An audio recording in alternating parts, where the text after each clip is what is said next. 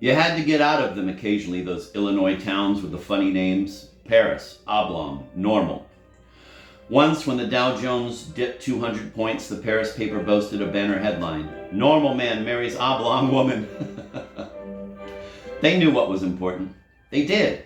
But you had to get out once in a while, even if it was just across the border to tear hot for a movie. Outside of Paris, in the middle of a large field, was a scatter of brick buildings, a small liberal arts college with the improbable name of Hilldale Versailles. Zoe Hendricks had been teaching American history there for 3 years. She taught the Revolution and beyond to freshmen and sophomores, and every third semester she had the senior seminar for majors.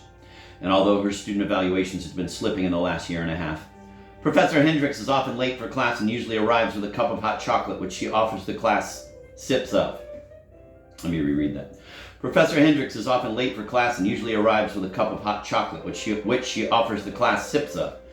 Generally, the department of 9 men was pleased to have her. They felt she added some needed feminine touch to the corridors, that faint trace of obsession and sweat, the light, fast clicking of heels. Plus, they had had a sex discrimination suit, and the dean had said, well, it was time. The situation was not easy for her, they knew. Once at the start of last semester, she had skipped into her lecture hall, singing "Getting to Know You," both verses. At the request of the dean, the chairman had called her into his office, but did not ask her for an explanation, not really. He asked her how she was, and then smiled in an avuncular way. She said, "Fine," and he studied the way she said it, her front teeth catching on the inside of her lower lip. She was almost pretty, but her face showed the strain and ambition of always having been close, but not quite. There was too much effort with the eyeliner, and her earrings, worn no doubt for the drama her features lacked, were a little frightening, jutting out from the side of her head like antennae. "I'm going out of my mind," said Zoe to her younger sister, Evan, in Manhattan. "Professor Hendricks seems to know the entire soundtrack to The King and I. Is this history?" Zoe phoned her every Tuesday. "You always say that," said Evan, "but then you go on your trips and vacations, and then you settle back into things, and then you're quiet for a while, and then you say you're fine, you're busy, and then after a while you say you're going crazy again, and you start all over."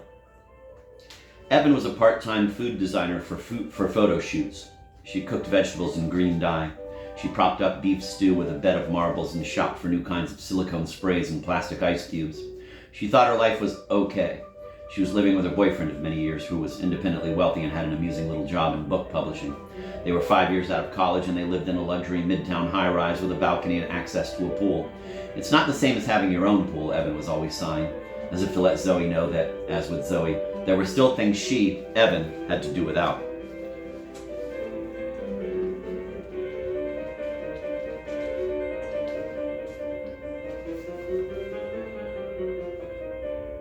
"Illinois, it makes me sarcastic to be here," said Zoe on the phone. She used to insist it was irony, something gently layered and sophisticated, something alien to the Midwest, but her students kept calling it sarcasm, something they felt qualified to recognize, and now she had had to agree. It wasn't irony. "What is your perfume?" a student once asked her. "Room freshener," she said. She smiled, but he looked at her, unnerved. Her students were by and large good Midwesterners, spacey with estrogen from large quantities of meat and cheese. They shared their parents' suburban values. Their parents had given them things. They were complacent. They had been purchased. They were armed with a healthy vagueness about anything historical or geographic. They seemed actually to know very little about anything, but they were extremely good-natured about it. "All those states in the East are so tiny and jagged and bunched up," complained one of her undergraduates the week she was lecturing on the turning point of independence, the Battle of Saratoga. "Professor Hendricks, you're from Delaware originally, right?" the student asked her. "Maryland," corrected Zoe. "Ah," he said, waving his hand dismissively, "New England." Her articles, chapters toward a book called Hearing the One About Uses of Humor in the American Presidency, were generally well received, though they came slowly for her. She liked her pieces to have something from every time of day in them. She didn't trust things written in the morning only, so she reread and rewrote painstakingly. No part of a day, its moods, its light, was allowed to dominate. She hung on to a piece for over a year sometimes, revising at all hours, until the entirety of a day had registered there. The job she'd had before the one at Hilldale Versailles had been at a small college in New Geneva, Minnesota, land of the dying shopping mall. Everyone was so blonde there that brunettes were often presumed to be from foreign countries. Just because Professor Hendricks is from Spain doesn't give her the right to be so negative about our country. There was a general emphasis on cheerfulness. In New Geneva, you weren't supposed to be critical or complain. You weren't supposed to notice that the town had overextended and that its shopping malls were raggedy and going under. You were never to say you weren't fine, thank you, and yourself. You were supposed to be Heidi. You were supposed to lug goat milk up the hills and not think twice. Heidi did not complain. Heidi did not do things like stand in front of the new IBM photocopier saying, if this fucking Xerox machine breaks on me one more time, I'm going to slit my wrists. But now, in her second job, in her 4th year of teaching in the Midwest, Zoe was discovering something she never suspected she had. A crusty edge, brittle and pointed. Once she had pampered her students, singing them songs, letting them call her at home, even and ask personal questions. Now she was losing sympathy. They were beginning to seem different. They were beginning to seem demanding and spoiled. You act, said one of her senior seminar students at a scheduled conference, like your opinion is worth more than everybody else's in the class. Zoe's eyes widened. I am the teacher, she said. I do get paid to act like that. She narrowed her gaze at the student who was wearing a big leather bow in her hair like a cowgirl in a TV ranch show. I mean, otherwise everybody in the class would have little offices and office hours. Sometimes Professor Hendricks will take up the class's time just talking about movies she's seen. She stared at the student some more, then added, I bet you'd like that. Maybe I sound whiny to you, said the girl, but I simply want my history major to mean something. Well, there's your problem, said Zoe, and with a smile, she showed the student to the door. I like your bow, she added.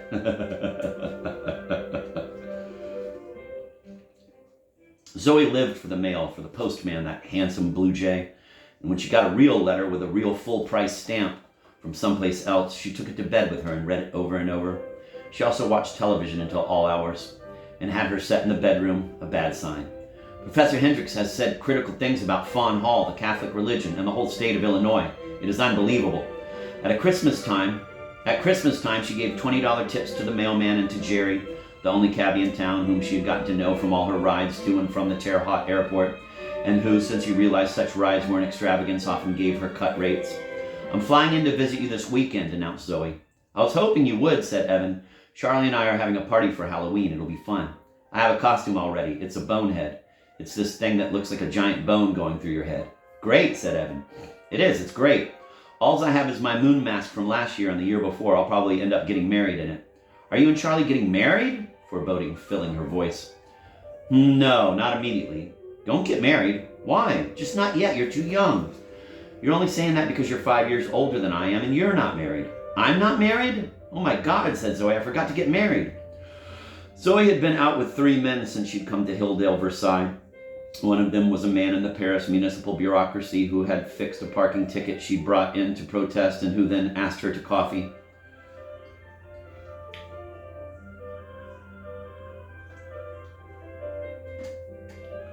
At first, she thought he was amazing. At last, someone who did not want Heidi.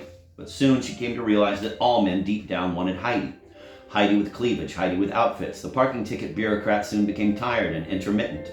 One cool fall day in his snazzy, impractical convertible, when she asked him what was wrong, he said, "You would not be ill-served by new clothes, you know." She wore a lot of gray-green corduroy. She had been under the impression that it brought out her eyes, those shy stars. She flicked an ant from her sleeve.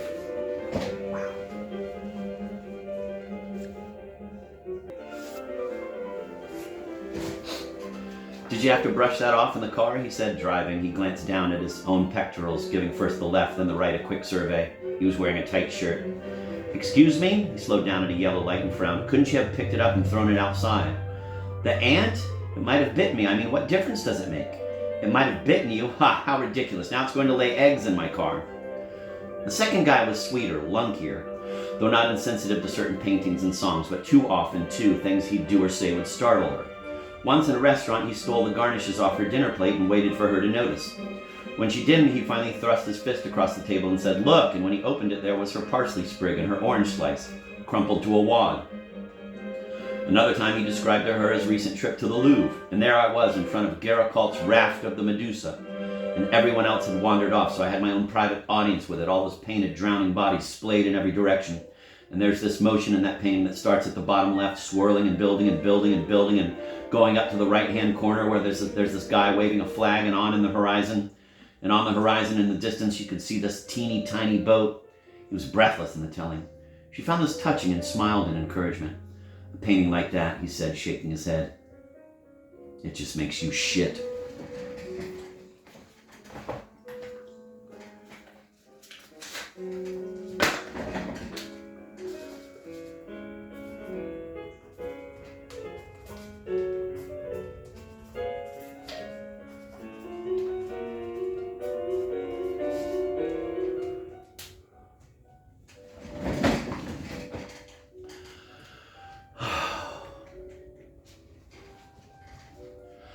have to ask you something, said Evan. I know every woman complains about not meeting men, but really on my shoots I meet a lot of men, and they're not all gay either. She paused. Not anymore. What are you asking?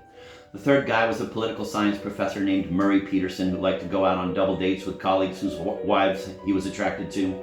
Usually the wives would consent to flirt with him. Under the table sometimes there was footsie, and once there was even kneesy. Zoe and the husband would be left to their food, staring into their water glasses, chewing like goats. Oh, Murray, said one wife who had never finished her master's in physical therapy and wore great clothes. You know, I know everything about you, your birthday, your license plate number. I have everything memorized, but then that's the kind of mind I have. Once at a dinner party, I amazed the host by getting up and saying goodbye to every single person there, first and last names. I know a dog who could do that. Lorrie Moore, she's so catty. I know a dog who could do that, said Zoe with her mouth full. Murray and the wife looked at her with vexed and rebuking expressions, but the husband seemed suddenly twinkling and amused. Zoe swallowed. It was a talking lab, and after about 10 minutes of listening to the dinner conversation, this dog knew everyone's name. You could say, bring the knife to Murray Peterson, and it would. Really, said the wife, frowning, and Murray Peterson never called again. Are you seeing anyone? Said Evan. I'm asking for a particular reason. I'm not just being like Mom. I'm seeing my house. I'm tending to it when it wets, when it cries, when it throws up. Zoe had bought a mint green ranch house near campus, though now she was thinking that maybe she shouldn't have. It was hard to live in a house. She kept wandering in and out of the rooms, wondering where she had put things. She went downstairs into the basement for no reason at all, except that it amused her to own a basement. She went downstairs into the basement for no reason at all, except that it amused her to own a basement. It also amused her to own a tree. The day she moved in, she had tacked to her tree a small paper sign that said, Zoe's tree. So good.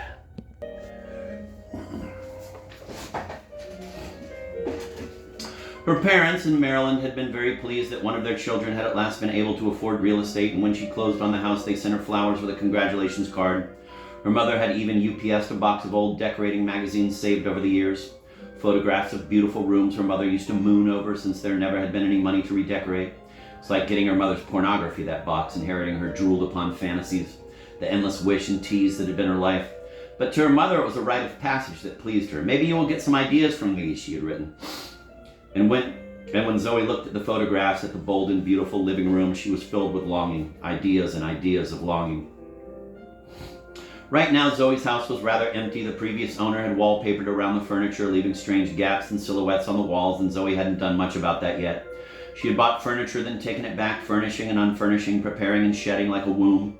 She had bought several plain pine chests to use as love seats or boot boxes, but they came to look to her more and more like children's coffins, so she returned them. And she had recently bought an oriental rug for the living room with Chinese symbols on it she didn't understand. The sales girl had kept saying she was sure they meant peace and eternal life. But when Zoe got the rug home, she worried. What if they didn't mean peace and eternal life? What if they meant, say, Bruce Springsteen? And the more she thought about it, the more she became convinced she had a rug that said Bruce Springsteen, and so she returned that too. Oh, man.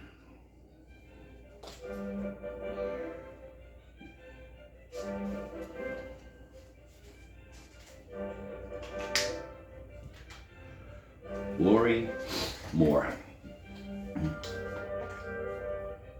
She had also bought a little Baroque mirror for the front entryway, which she had been told by Murray Peterson would keep away evil spirits. The mirror, however, tended to frighten her, startling her with an image of a woman she never recognized. Sometimes she looked puffier and plainer than she remembered, sometimes shifty and dark. Most times she looked vague. You look like someone I know, she had been told twice in the last year by strangers in restaurants in Terre Haute.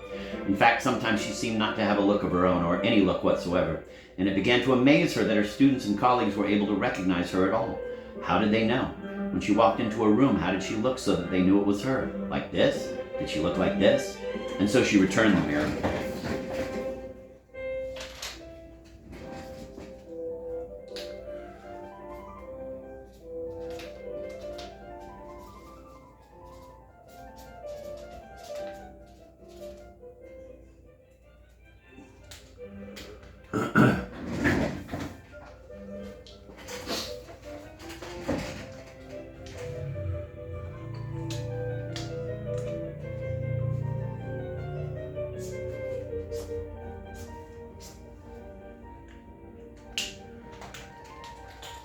The reason I'm asking is that I know a man I think you should meet, said Evan. He's fun, he's straight, he's single, that's all I'm going to say. I think I'm too old for fun, said Zoe.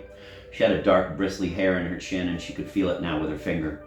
Perhaps when you have been without the opposite sex for too long, you began to resemble them. In an act of desperate invention, you began to grow your own. I just want to come, wear my bonehead, visit with Charlie's tropical fish, ask you about your food shoots. She thought about all the papers on our Constitution, how it affects us she was going to have to correct. She thought about how she was going in for ultrasound tests on Friday because according to her doctor and her doctor's assistant, she had a large mysterious growth in her abdomen. Gallbladder, they kept saying. Or ovaries or colon. You guys practice medicine? Asked Zoe aloud after they had left the room. Once, as a girl, she brought her dog to a vet who had told her, well, either your dog has worms or cancer or else it was hit by a car. She was looking forward to New York.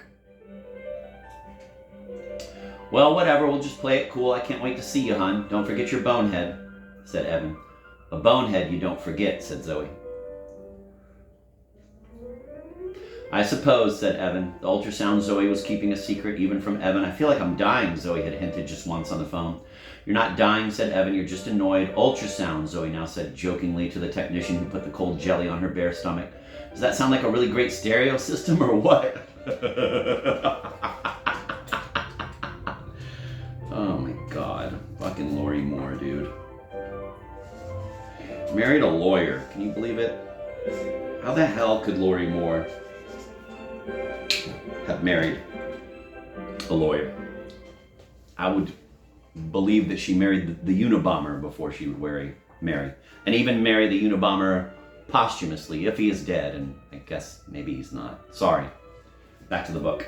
Ultrasound, Zoe now said jokingly to the technician who put the cold jelly on her bare stomach. Does that sound like a really great stereo system?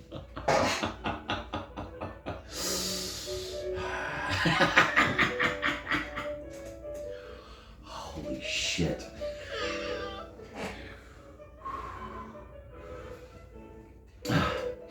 She had not had anyone make this much fuss over her bare stomach since her boyfriend in graduate school, who had hovered over her whenever she felt ill, waved his arms, pressed his hands upon her navel, and drawled evangelically, "Heal! Heal for that baby Jesus' sake." Zoe would laugh and they would make love, both secretly hoping she would get pregnant. Later they would worry together and he would sink a cheek to her belly and ask whether she was late. Was she late? Was she sure? She might be late, and when after 2 years she had not gotten pregnant, they took to quarreling and drifted apart. For some reason that felt like an incredibly compressed Uncle Wiggily in Connecticut.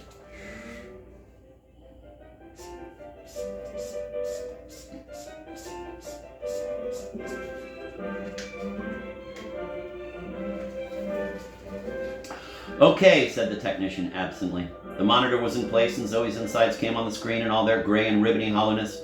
They were marbled in the finest gradations of black and white like stone in an old church or a picture of the moon. Do you suppose, she babbled at the technician, that the rise in infertility among so many couples in this country is due to completely different species trying to reproduce? The technician moved the scanner around and took more pictures. On one view in particular, on Zoe's right side, the technician became suddenly alert, the machine he was operating clicking away. Zoe stared at the screen. That must be the growth you found there, suggested Zoe. I can't tell you anything, said the technician rigidly. Your doctor will get the radiologist's report this afternoon and we'll phone you then. I'll be out of town, said Zoe. I'm sorry, said the technician. Driving home, Zoe looked in the rearview mirror and decided she looked, well, how could one describe it? A little wan. She thought of the joke about the guy who visits his doctor and the doctor says, well, I'm sorry to say you've got 6 weeks to live. I want a second opinion, says the guy. You act like your opinion is worth more than everyone else's in the class.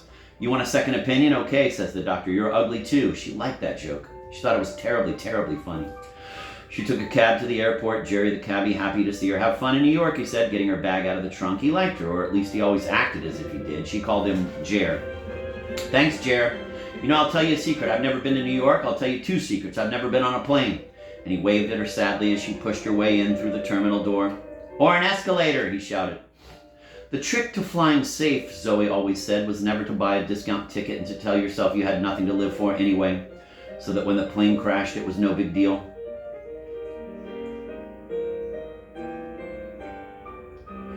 Then when it didn't crash, when you had succeeded in keeping it aloft with your own worthlessness, all you had to do was stagger off, locate your luggage, and by the time a cab arrived, come up with a persuasive reason to go on living.